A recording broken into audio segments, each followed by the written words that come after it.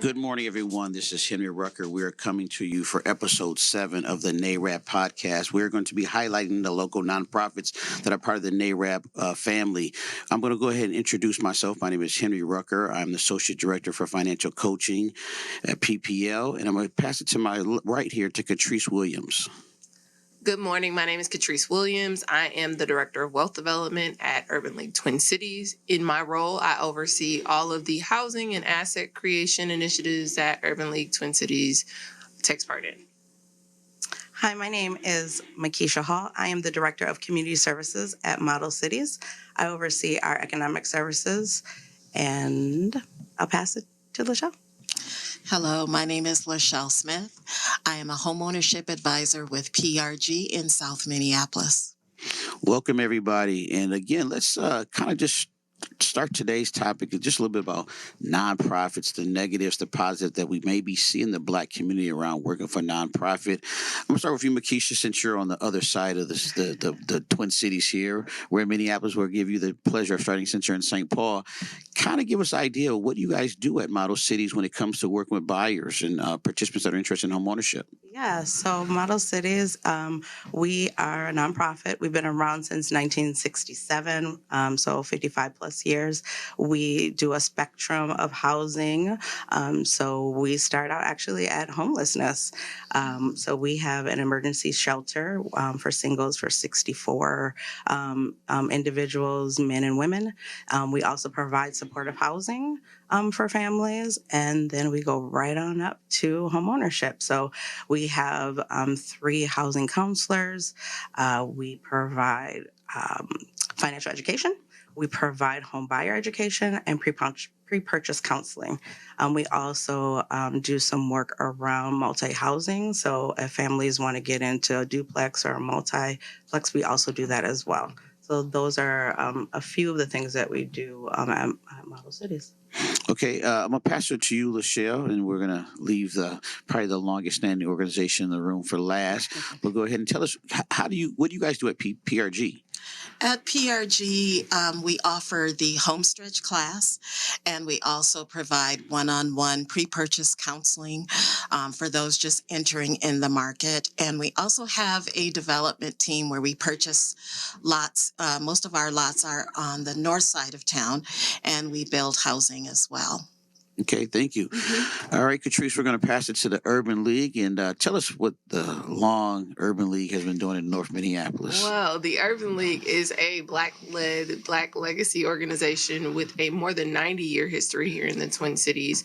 The Urban League started in the 20s here on the north side of Minneapolis, not necessarily where we're sitting, but we do some of everything. The Urban League as an organization does workforce. We do, we do workforce training. We do social justice in our Center for Social Justice. We have an education arm where we work in social work and in the child protection system. And my particular leg of the organization is also full spectrum housing. We do everything from rapid rehousing, apartment search, home search, all the way up to and through homeownership. We not only do pre-purchase home buyer education, but we also have a post-purchase stewardship portion of our program. Okay, thank you. Yeah, I'll mimic what everything you guys said at PPO. We do the same. We do home stretch. We help buyers, get ready for purchase. Through pre-purchase counseling. I want to ask you guys this though, to the group. What do you think is the reason why we don't see more Blacks come into our offices to really get that initial help with going to the homeownership model? As we all know, we have a large disparity gap in the state of Minnesota when it comes to white households and Black households and homeownership. What do you think is the reason why we don't see more people come into our doors? And let's talk about the myth of people working with a financial coach when it comes to homeownership. Who'd like to take that first? I can start. I think that culturally, the ignorance can be dangerous. Even in our households when we're growing up and, practicing our homework with our parents, I don't know could be the difference between going to bed early without dessert or being able to go play outside. So that conditioning we take into adulthood. That trauma we take into adulthood, and not knowing something is not necessarily okay in our culture. And then, you know, I can speak from the perspective of a Black woman, we sometimes take on the self-pressure of like having to have it all together. I already got it. I already know. Yeah. And even if we don't, I'm gonna figure it out on my own, which can sometimes make our journey a lot longer, a lot harder. And then the stigma of being broke, needing help, being broke, being, you know, not having it all can be really hard. So going to ask for help, whether it be at a nonprofit or at a bank or even someone in your close circle, it's tough to do because it's tough to be that vulnerable with someone. What would you like to add on to that? I want to piggyback on what you mentioned about the ignorance. What I see is amongst our people is that sometimes we don't even understand that it's possible. So when I'm having a one-on-one with a client and we're going through the numbers and I show them what their PITI is and they're like, oh my, I pay more than that in rent now. Okay. Tell for the group what PITI stands for. Principal, interest, taxes, and insurance. Okay, that's your you. mortgage payment. So when they see that number and they see, oh, I'm paying more than that now, I can really do this. It's a wonderful thing. So just knowing that it's possible. Yeah, I also see a lot of that too. And I also see a lot of like, I don't want that responsibility. Yes. You know, I'm gonna the fear of like being locked into something for 30 years, which is a common misconception in our community. Like we think that if, you know, I'm also a licensed realtor in the state of Minnesota. I notice a lot with my first time home buyers, they think, oh my gosh, I have to really, really focus in. I have to really, really love this place. There can't be anything wrong with it because I'm locked into this for 30 years. And I'm like, bruh, nah. It doesn't have to be. I promise you, if we close on this house today, if you don't like it tomorrow when you wake up, I will put it on the market for you. So that fear around being stuck and stagnant, I hear a lot. I don't want to live in Minnesota for the rest of my life. I mean, ain't nobody really trying to be trekking through these winters for the next 40 years, you know? You know, like not understanding that like this is not necessarily something that you have to be stuck into. Just that ignorance also deters a lot of us from, you know, from being homeowners because our grandmas didn't move. Yeah. Our grandmas didn't move. Grandma's house is still grandma's house today grandma's if we didn't house. lose it in the foreclosure crisis. I would definitely jump on what you're saying. A fear is real. And something we don't talk about is the trauma of systems. Yes. The systematic trauma that people have dealt with is very real. You know, we have been victimized, we have been traumatized. And so people don't want to go back through these systems. Banks reject you. And then, you know, sometimes brown people don't treat other brown people well. Yes. And so there is a mistrust. Yes. You know, I'm going to have to divulge all of my bank information to you. And now you're going to know really what's wrong with me. And we have to talk the truth as well. And sometimes we rather go to white folks than we rather go to black folks. And that's the Say that truth. Very true. So let me ask you this. How do we, though, shift that, right? So, because I agree with everything what you guys said today. And one thing, me and Catrice were at an event last year that I think was powerful, where a gentleman shared that they have dining room table conversations with young adults, right? And I remember growing up that we had Sunday dinner. You always had Sunday dinner together, maybe at your parents' house, or your auntie's house, or grandma's house, right? How do we make that as a norm in the Black community, that we can have some of these conversations around finances, home ownership? Because the one thing I think we're also noticing with the what's happening in Rondo is sometimes grandma didn't actually own the house. Grandma and grandpa, they were renting, but we thought they owned the house. So how do we make it a norm that we're going to have these conversations? What are things that we could do different as nonprofits, and all of us being African-American here on this panel today? How can we do better with making sure those conversations can be had at that Sunday dining room table? So I'm glad you led with Rondo. I'm blessed in that my grandfather owned his house and many houses in the Rondo neighborhood. And I've often said my grandfather was a loan shark. So Mhm. he owned the houses, and then he put other people in houses. And from a very, very small age, he told me there's nothing else in this world. Everything depreciates except for land. Land does not depreciate.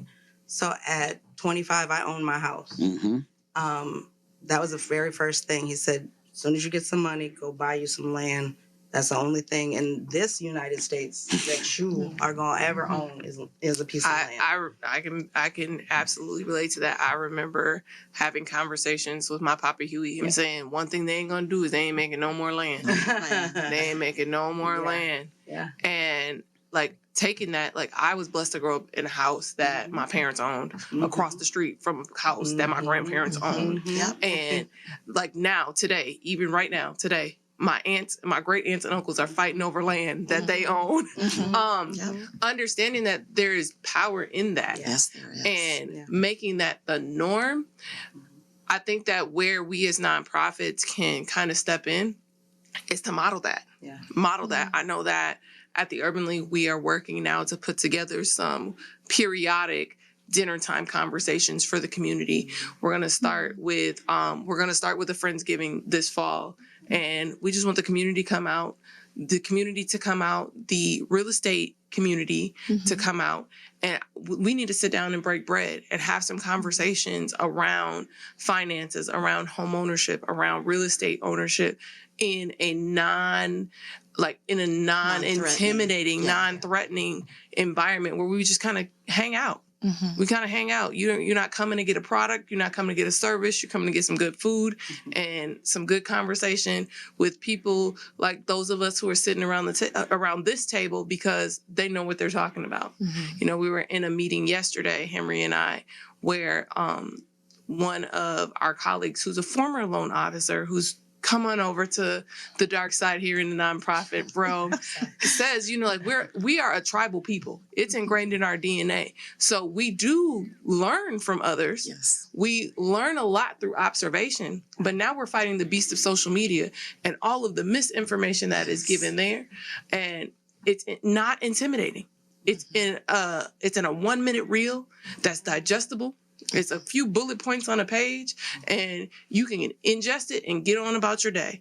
We have to start putting out information like that. Yeah. Becoming a homeowner has to stop being a big to-do. Yes. It has to be somewhere along the lines of like getting your driver's license. Yes. That needs to be how we look at home ownership. If we stop thinking as a community that home ownership or becoming a homeowner was such a big deal, it should be like one of the things you do to adults. So let me ask you this. So Makeisha brought something up that I think is, my daughter is a senior at Washburn High School. And that norm is you go to college, you buy a house, right? Proud to say my nephew did the same thing when he graduated, a few years ago from Wake Forest. Got a job with AT&T, bought his house in Dallas, right? How do we make that a norm where we're having these conversations? Because the one thing, we're going to tie this into some of the down payment that's coming out, right? There's going to be money now for first generation buyers. We really wanted that money to be just for African-American buyers, but it's going to be for first generation buyers. What would you say at PRG, Model Cities, and Urban League? What are the percentage, doesn't have to be exact, of buyers that you're working with that are first generation? That means mom or dad have not owned a house, grandparents have not owned a house. That's a big deal because that means they're going to be the first in their family to buy a house.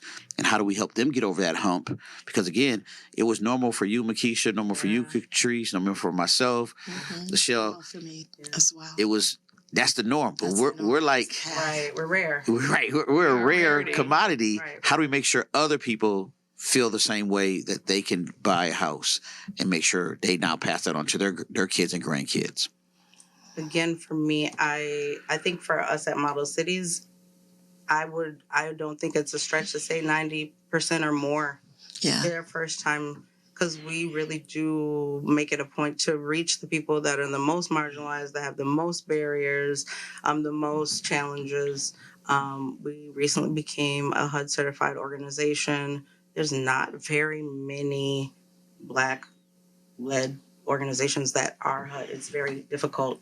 And that, what that really just means is people get more down payment assistance when you have that certification and you're coming to us for counseling. And so we work specifically with that group. I smiled a little bit when you talked about your daughters in high school. I have a 16-year-old son, and I think a few years ago, during the pandemic, it was me and a few kids went to Crave for his birthday, and we're sitting around and they're talking about investments. Oh, wow. And I was like, Mhm. what is happening at this table? It was nice. It was nice to hear. I think we have to get them very young. Yes. My grandfather got me very young to say, like, planting the seed, like, this is important. I think it's important to just start planting the seed, whatever young person. It doesn't have to be your young person. Just plant that seed of, what do you think about your future? Like, are you thinking about investing? Are you thinking about purchasing a home?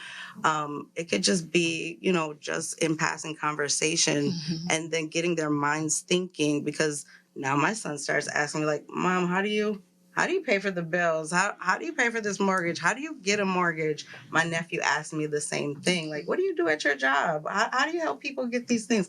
They get curious. So I think that's how you start planting that seed. And speaking to that, like, we have to get back to all of these young people being our young people. Yeah. Like, all these kids are my kids. Our kids. Yeah. They're ours. Like, we have a responsibility to protect them because nobody else is going to. We have a responsibility to educate them because you and I know, like, just with the climate of the country, how hard legislators are working to erase our history, to erase our greatness in the way that it's documented. Like, we didn't come from poverty. No. We didn't come from, like, our history don't start with slavery. No, exactly. Like, it doesn't. Like, we come from the continent on Earth that has the most resources, the richest continent on Earth. So, like, we have to get back to, like, getting our kids to understand that, getting our kids to embrace excellence and not mediocrity, and making excellence the norm. Yeah, so let me ask you this. If I walked into PRG and I had a 610 credit score, what would it look like, or how do you make me feel comfortable?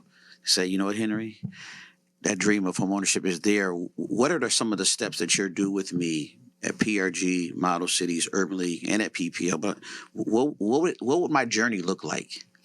Your journey would look like just having that conversation about where you are right now. And that this is a judgment-free zone. Say that again, please. A judgment-free zone. Okay. You're never too old. You're never too young to get this journey started. So we meet you where you are, and we look at your numbers. We look at your income and what it's going to take to get that credit score up. So it's nothing to be ashamed of. We've all been there, right? You have to start somewhere.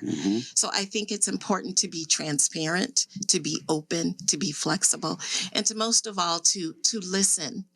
I think that's important as well. And I always start my day with the thought that I don't want to do harm. I want to be open and I want to be transparent because I want my clients to be able and to be comfortable enough to just call me up on the phone and have that deep conversation that needs to be had. LaShelle, you need to go ahead and write up a financial Hippocratic oath. Just do no harm. Yeah. Right. Well, it's funny you say that, because I do think one of the barriers that we do face in our community is some of the shame. I don't want people to know I have a low credit score. I don't want people to know that I'm not maybe saving as much money as I should. But you mentioned something. I believe everybody at the table is a HUD certified agency, which is huge, right? Because years ago we were not HUD certified, right? So I want people to realize that does open more doors to down payment assistance. It opened up more doors to, I would say, even lenders, right? Because now, as a previous banker, I feel like I work with more banks than I do now than I did when I worked at one bank. Absolutely. And I don't think people also realize. So explain to me also, you guys, like, why is it important for them to come in and talk to us? Because I feel like sometimes we may have the secret ingredient for them to get that mortgage loan that they didn't know about, that even their mom or dad or sister or brother didn't know about. How does that kind of work with some of the even lending partners that we have? I think that, one, my organization is a little unique because, again, we have been, at the center of all things Black economic advancement for about, just in the Twin Cities for 100 years, nationally more than a century. I think that representation is important. I think that the credential of the HUD certification gives us an air of respectability that, that tenure necessarily can't give you.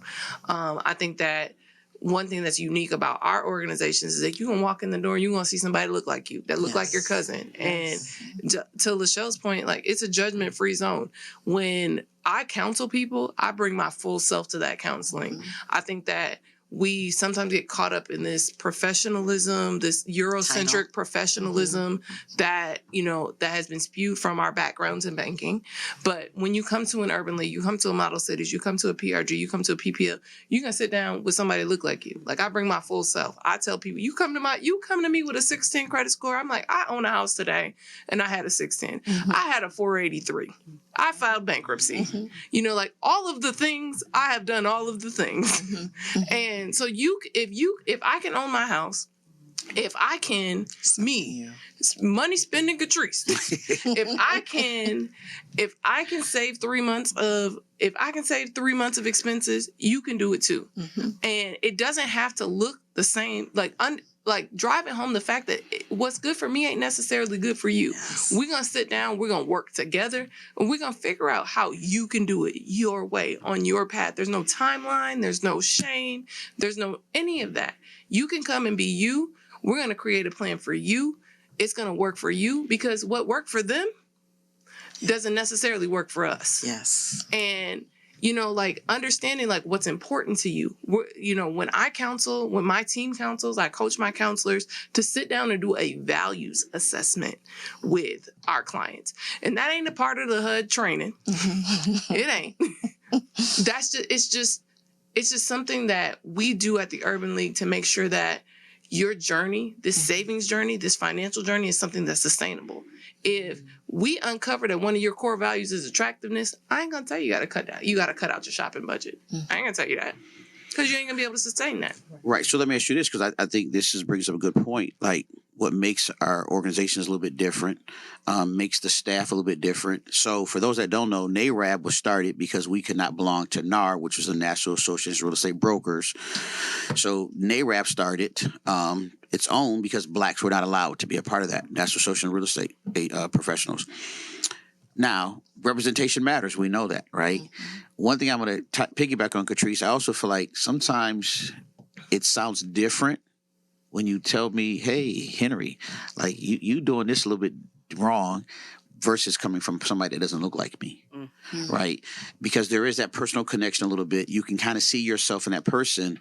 And what I love about what we're doing, we all teach home stretch, right? For a long time, there was not a lot of representation in these home stretch workshops. So what are we doing different? What are your organizations doing different to make sure that when people come out on a Saturday or a Sunday or a weeknight to learn about home ownership, they're going to see people that look like them in these positions? What is each organization maybe doing to make sure that's happening? I feel like I'm talking too much, but I'm going to answer this anyway. We partner with NARAB. Yeah. We partner with NARAB. Not only because, 85% of the people who come through our doors are African American and descendants of Africa, but because NARAB has made a commitment, nationally, locally, to diversity or to democracy in housing, and a level of prestige. So I make sure that if you want to teach at my class, even if you come to my door, you call me saying, hey, I'm a real estate agent, I'm a loan officer, I'm an insurance agent, I want to get in front of your people to help serve my community.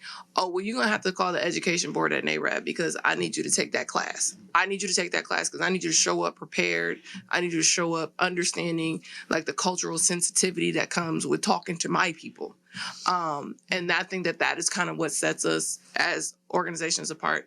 I know that Model Cities uses NARAB to source their volunteers. I think PRG does too, because I've taught your class and that's how I got there. But I think that when we choose our volunteers, we choose volunteers who have done the work to get prepared, so that not only are you looking at somebody when you come to the class, you're looking at somebody who you can see yourself in, but they know what they're talking about. Right. How about at Model Cities and PRG? How do you guys kind of say, hey, we want to make sure that we're because again, it's wide open for everybody, but we're making sure that the people that we're having come present or talk to our participants really care about the overall well-being of those participants. Yeah. To kind of answer that question, and you asked something earlier about what do our clients get that's different when they come and see us. I think what they get is our partnership. Like we all really work together, and they, if you try to do this by yourself, great, good luck to you. But if you come to us and you come and see one of our counselors or coaches, advisors, you really truly get the secret sauce. We know we got secret insider information, like we know what Not the illegal kind. No, not Donald Trump type stuff. Not Martha Stewart. Not Martha Stewart. No, not that. But we know how to layer these down payment assistance so that you get the most money out here to be able to get the most house that you need to available. We know who to send you to, and we know how to get you the help. We're gonna literally navigate you through this whole very complicated system. We know where you can get the most help. We know how to help you get what you need to get that you might not otherwise. So sometimes people are like, I don't have any savings. Okay, that's great. We know how to get savings for you. You got some debt that you can't pay off. Oh, you know what? We know how to get some of that debt reduced without you having to work so hard to do it. And so I think that's what really is so unique about what we do, and we genuinely care. We have very passionate people that really do what they do. And I'm just going to say the thing that hasn't been said here. We don't get paid a whole lot of money to do what we do. We are there because we really do want to help people get into home ownership. We really want to close this gap. And for me, I brag about who I got at Model Cities. I have one of the best teams. I brag about Miss White all the time. Miss White has had about 16 careers in her life. She has been a bank president for a number of years. She left that and she's worked, and done Fannie Mae. We have people that sit on boards. And so they know things, national boards, local boards, they sit on city boards. I mean, so we have literally people that you want to talk to. And I mean, I bring my family, I bring neighbors, I bring all kinds of people, and then they're networking with everybody that you see at this table. So, it's not just that we sit in St. Paul, but we work across the river, and we get people from all, and we send people. So I think that's what's very unique. You bring up a good point, and I like the community to really understand this, especially real estate agents, lenders, and community partners. We don't fight among each other. And I think that is the one thing I think sometimes people get afraid of. It's like, well, I was doing something at Model Cities, or I might have been at PRG, I might be at Urban League, I might be at PPO. That's okay. And what you said was a key. There are times that we actually collaborate together to get somebody over the hump. And it's not a bad thing. No. So I want the community to understand it's not a bad thing if you're working with one or two of these same agencies at the same time. It's a benefit. So for instance, we all teach home stretch, but you may not be able to come to our home stretch. We're going to send you somewhere else. NARAB does sponsor home stretch with all the agencies here today. And I want to use the word sponsorship, right? Because there is a fee for you to attend home stretch, but NARAB has a sponsorship with every agency here that allows you to go for no cost. Why do you think? Can I say something go before ahead. you say something? Because it's very important, at least for us at Model Cities. Our numbers were extremely low. And it's important because we're grant funded. And a couple of years back, there was a conversation between the president of NARAB and Model Cities. And they came to us and said, hey, we want to help you. We know your numbers are low. And Henry was very instrumental in that conversation. So I want to be able to give just due in a public way to say thank you. And in this last year, I've worked for Model Cities 5.5 years. And this year was the first time that we actually made our outcome numbers. And I know it wouldn't have been possible without that sponsorship. That is true partnership. Yeah. Absolutely. That is true partnership. And so, again, I'm grateful and I'm thankful. And I know, we've helped a lot of families. We burnt through our sponsorship money before the end of the year. Yeah, sorry, we're gonna get more. Don't worry. We working on all that. We trying to do some bigger and better things in 2024. Right. And it really, once the money was done, it was very clear. The numbers went shoo. So again, that partnership is very important for the community to be, because it's a sign that without it, community, they can't afford. Yeah. So And that's, to be honest, you guys, that's how like the whole idea came up about the sponsorship. Because to me, $40 or $75 should never stop somebody from being a homeowner. Absolutely. Now the question is, how do we take this great momentum that we all have as agencies and build on that in 2024? Because I'm not going to let this topic go. We have a lot of money coming out in 2024 for down payment assistance to help first generation buyers. We do have pots of money that actually will be for foundational Black buyers. So if you're listening to this podcast in the future, please call one of these agencies, because there's going to be opportunities for you to get into home ownership. Prices are not going to go down anytime soon. Rates aren't going to go down anytime soon. That's okay. But we have ways of helping you get in there. What would be the first thing you would suggest somebody do? Because I'm on Credit Karma, Catrice. I'm on Credit Karma, Michelle. I'm on Credit Karma. LaShelle, I got all this. I got a 690 Credit Karma score. Oh, Lord. What should I do in realistic life terms to make sure I'm ready to buy in 2024, 2025 to take advantage of some of this money that's going to be out there? Call a nonprofit. Call a nonprofit. Make an Because appointment. Credit Karma, you don't even got to make an appointment. You can just come Penn and Plymouth. Come walk through our doors. I do want to touch back on that collaboration point, but I'm going to answer this. Walk through our doors. Give us a call. Credit Karma is nice, but when you walk through our doors and you sit down with us, we're going to pull a tri-merge credit report. That's the same credit report that you're going to get if you go to a mortgage loan officer. Only when we pull it, it doesn't affect your score. Say it again. Say it again for the We're going audience. to pull a tri-merge credit report. That means scores from all three bureaus, reports from all three major bureaus, because there's hundreds of bureaus, all three major ones. That means you're going to get from us the same credit pool that you're going to go get when you apply for a mortgage. So you're going to get, and that's in your initial counseling session. Once you fill out your intake form, you send me your budget. All right. Does Credit Karma help? All right, I'm going to pause and answer this question. Credit Karma is a great monitoring tool. Yes. It gives you what's called a Vantage score. It's not necessarily your actual true credit score, but it is a close estimate. It's close. It's near where you are. So the difference between what we do in like a Credit Karma is good because you're gonna see a little bit of a picture of the accounts that you have, and I think Credit Karma looks at too. What do they look at? Equifax and TransUnion. Mm-hmm. They look at Equifax and TransUnion, and so you'll be able to see your account and look at an estimate of your score. It's good to track. It's good to make sure that it's good to use to make sure that these on-time payments that you're making are getting reported on time. Reported as on time. It's good as a tool, as a reference. That's something that you can use every day.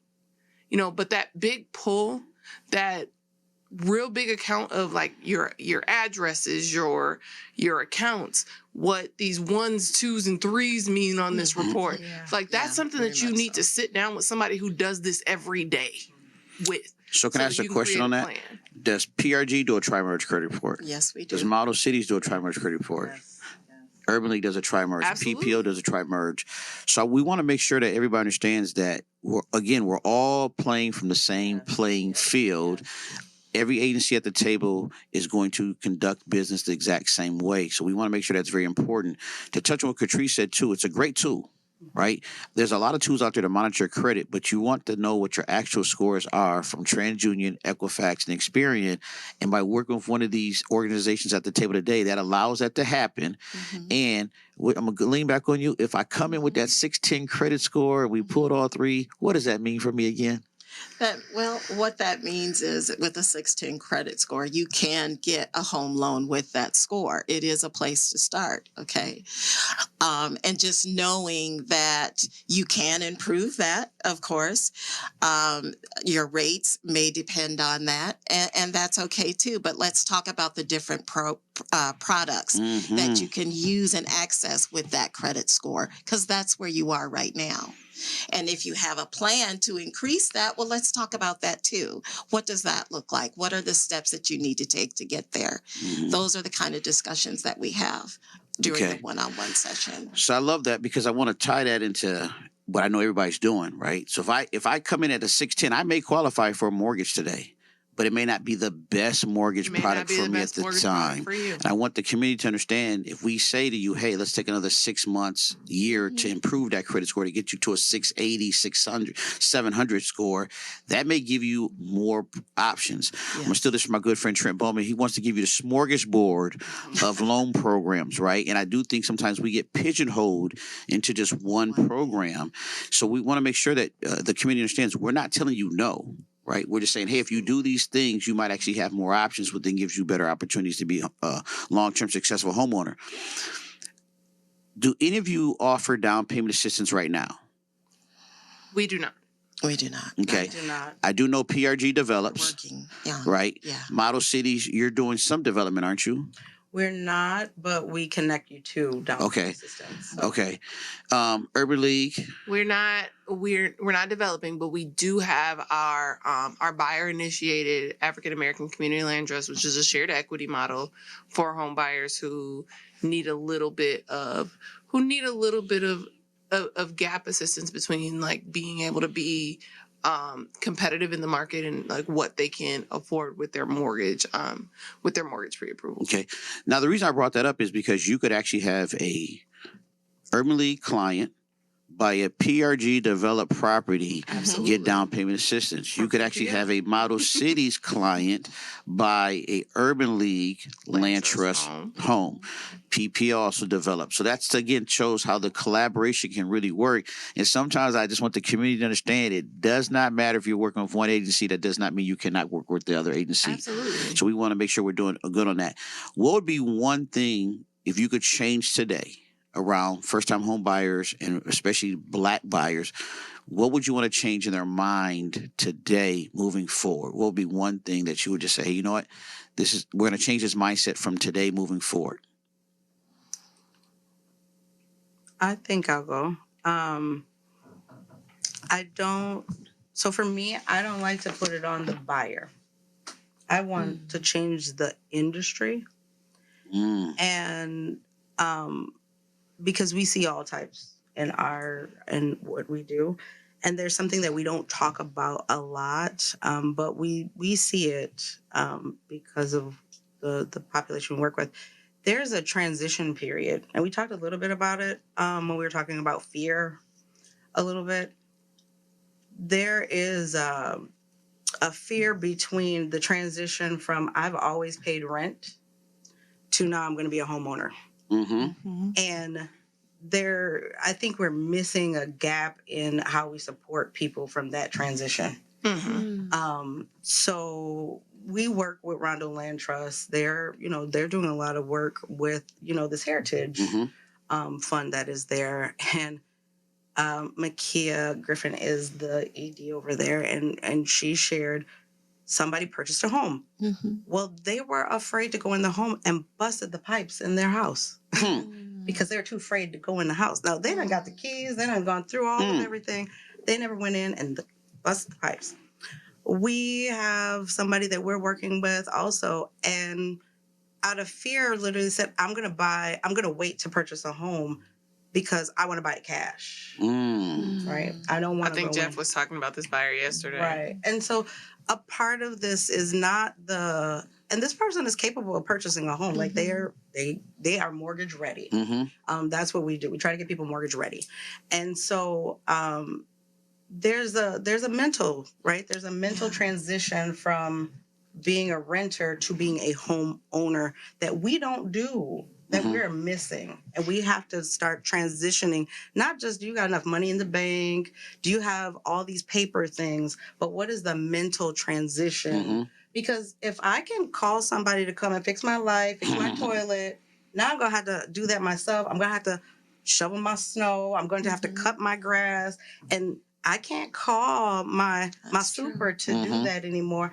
That's a fear. Mhm. Yeah, and I think that fear, I think addressing that in the beginning and making our helping our buyers understand that it don't matter where you live, you paying a mortgage. Mm-hmm. Yeah. It don't matter where you live, you paying a mortgage, and you can bet your hind parts that you paying somebody to shovel that snow. You're paying somebody to fix that toilet. All of that is rolled into that one payment. And yeah, it might be a little convenient, but as a realtor, I ensure that all my buyers purchase a home warranty plan. So if that pipe busts, you call this 1-800 number, pay $80, somebody coming to fix it. Your refrigerator breaks, same. So like, I think that there's that fear, but our responsibility as coaches, as facilitators, as educators is to help our buyers understand that it ain't that much different. It really ain't. Like it goes back to my saying, like, we have to start making people understand that buying a house is not a big to do. It's a part of adulting. It's a part of adulting. If we understood that, it would help shift that consumer mindset. It would help. It would help if we didn't think for a second. If it wasn't a second thought. If it was looked at like, again, getting your driver's license or getting your first place. If that first place you got was yours, just imagine how much wealth you could be building. We also have to start that from home. We got to stop kicking our kids out at 18. Facts. We got to stop kicking our kids out at 18. We got to start having these conversations around what it looks like to actually adult. We got to stop looking at them like a burden. We have to look at them like we are responsible for teaching them that their success in adulthood is a direct reflection on our parenting. And we have to start helping them build up. We are like literally the Americans and foundational black families and just like this Western idea. We're the only culture of people who don't live in intergenerational housing. And we're so behind on the wealth spectrum. Like that correlation don't equal causation, but I'm just saying. Well, you said something that caught my attention because, as I said earlier, my daughter's 17. And I know when she turns 18 next March, ain't nothing really going to change. The age would have changed, but the mindset Your is daughter not could going to be 47. You know what I'm saying? It's Henry. just, but I'm just saying, it's like we do have to look at the minute somebody turns 18, even I say 21, are they mentally ready to just take that next step? Think about yourself at 18 or 21. Listen, I wasn't 18 or 21 that long ago. However, when I was 18, I was a child. Right. When I was 21, I was a child. Like understanding that because the Constitution says that they're at the age of majority, they can go to war. That don't mean like they prefrontal cortex ain't developed yet. But that is one thing I do think has hurt a little bit. That right? has hurt us. Especially in the Black community when it comes to building wealth. Because I do think sometimes if you live at home and you are 19, 20, but you're being productive, that's a chance to save your money. So when you move out, you don't maybe rent, but more than a year to 2 years, and you buy that house at 25 years old, or you never actually rent. You actually move out and you buy your first place, and it could be a triplex, it could be a duplex. Now, when you finally do settle down and say, hey, I want to start a family, you keep that as an investment property and you buy your next house. So we're going to end here, but I want you guys to each give the community why are you still doing financial advising, financial coaching? Why are you still doing it? I'm going to start with you. I am still doing it because I watched my mom and dad work together and do it. That's how I learned to be fiscally responsible. And through the years of being in this industry, I've noticed that that's not happening intimately in our communities. And I remember growing up, all of my great uncles had homes. They were property owners. And I tell this story in my workshop when I do the workshop class. And just seeing that it's possible and just having that conversation with people in my families, with people in the community. My ears are always perking up when I hear someone talk about home ownership and I chime in. It's important, it's needed, it's necessary. Thank you. And that's why I'm still in the business. Okay. Makeisha, let's go with you. She said it all. That's it. Yeah, I have a great passion for it. It's absolutely needed. There is a 70% gap in the state of Minnesota for Black people not having home ownership, and there's no reason why we shouldn't have a bigger chunk of home ownership. So, yeah, until that's closed, why would I not be doing this work? Catrice, how about yourself? Oh gosh, it's a laundry list. I got into this work because I wanted to be the support that I needed going through my home ownership journey.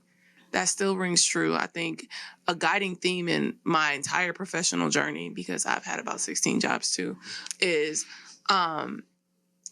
reach back. You know, I started after college. I started my professional journey in the phone bank at Wells Fargo in the National Business Banking Center, and I remember learning about business formation and just bringing that back to all the people that I knew in my neighborhood. And you know, I grew up on the north side of Minneapolis. I'm a graduate of North High. But like understanding that like we didn't have these conversations.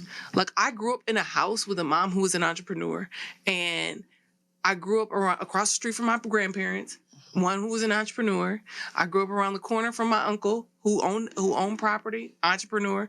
Like I grew up around entrepreneurs, but we didn't have those conversations because money was grown folks' business.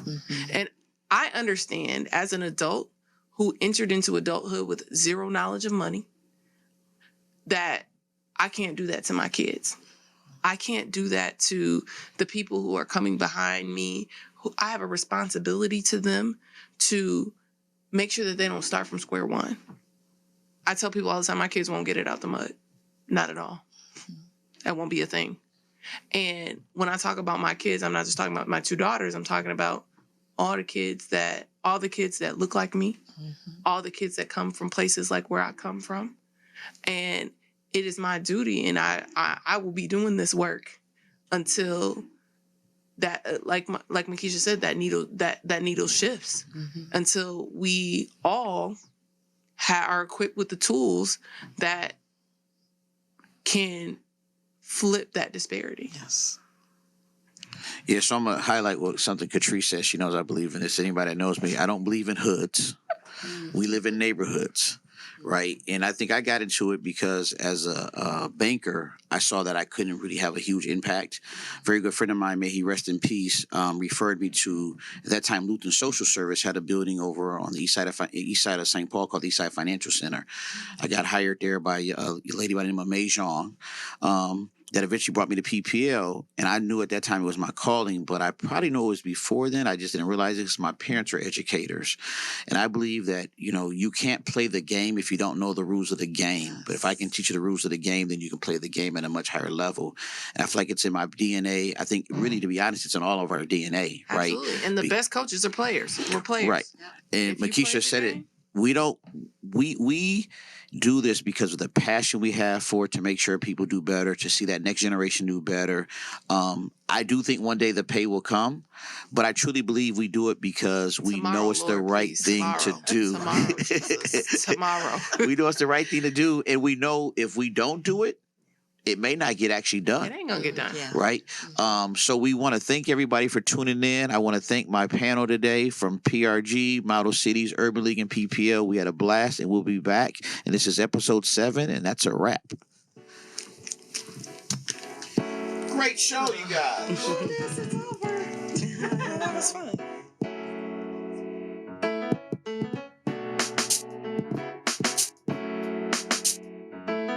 MBs. NBC. No relation to NBC.